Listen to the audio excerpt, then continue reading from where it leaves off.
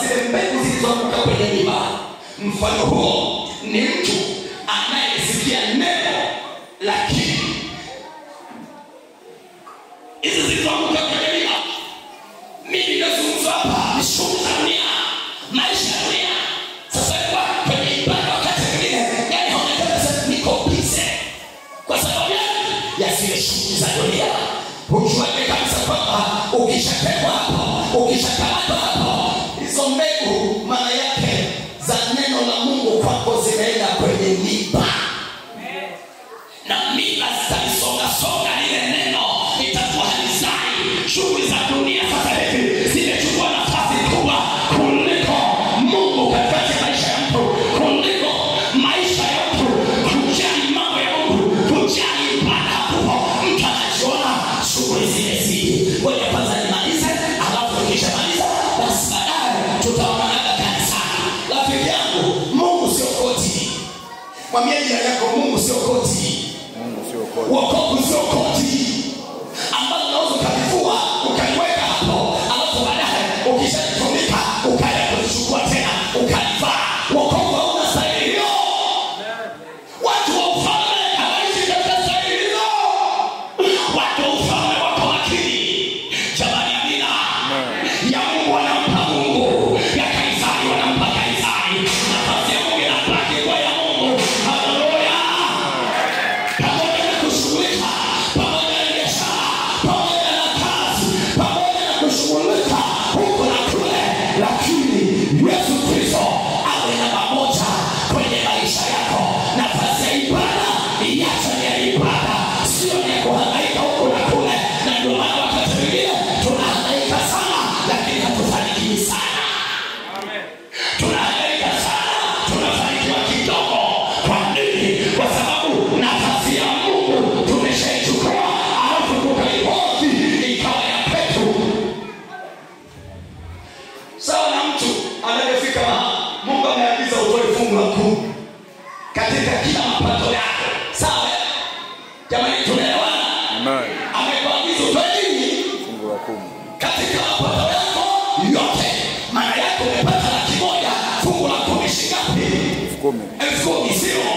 Umepata 10,000, fungu la 10 shingapi? 1,000. 1,000. Hizi 9,000 za kwako.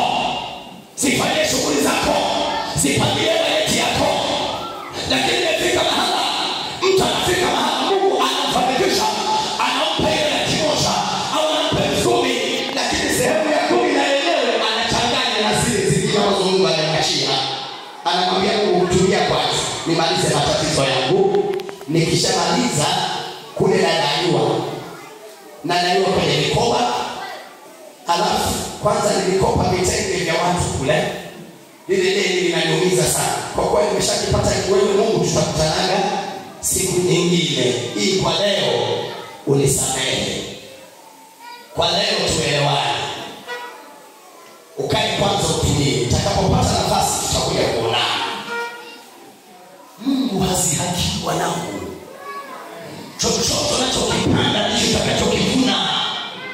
Na hakuna mtu aliyekula fungu la Mungu, sehemu ya Mungu akaunganisha na ya kwake, aliyemaliza matatizo. Hebu muulize jirani yako, ulipokula fungu la 10 ile siku ile, ukaunganisha na yani ukala fungu la Mungu na ya kwako, ukaiunganisha Mungu, ulimaliza matatizo? Muulize, ulimaliza matatizo? Yani fungu la 10 ni ulinzi kwenye maisha yako, ni ulinzi kwenye familia yako, ni ulinzi kwenye kazi za mikono yako, ni ulinzi kwa chochote unachokifanya.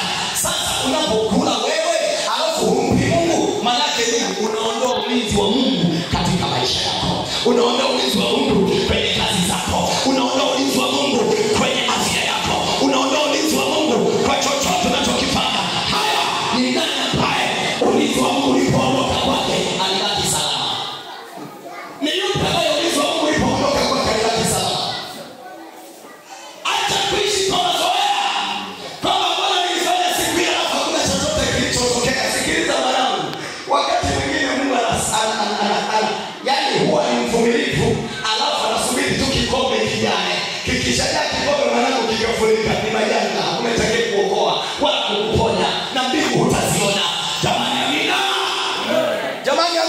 Amen. Na wanaokula mafungu ya Mungu ya 10 mbinguni hawaendi.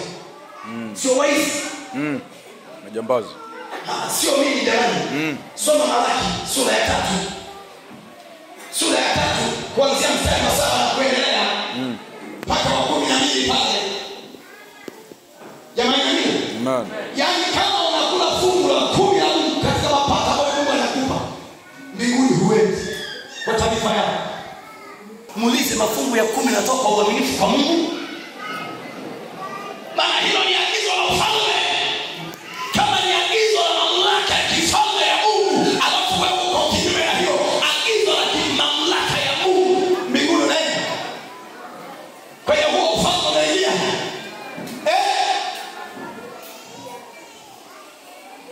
Hapa wengi mnakula mafungu ya Mungu ye.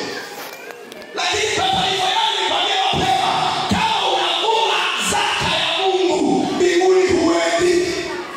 Hata kama ungeimba, ungeruka mpaka ndani kule na kushuka chini, sikiliza, mbinguni huendi. Wewe ni mwizi. Soma kitabu cha Ufunuo. Waizi na wachawi wana sehemu moja, na waganga wa kienyeji na wasizi na wawiti na mashoga sehemu yao ni katika ziwa na moto na kiberiti. Kwa hiyo na wewe maana yake umo huko ndani. Mbona hapo vigeregere hapa? Utakubaliana na wewe, lakini mbingu ya Baba wa mbinguni kwenye ufalme wake ambao ni ufalme wenye haki, ufalme ulio imara, huo ufalme wataingia wenye haki, wataingia waaminifu.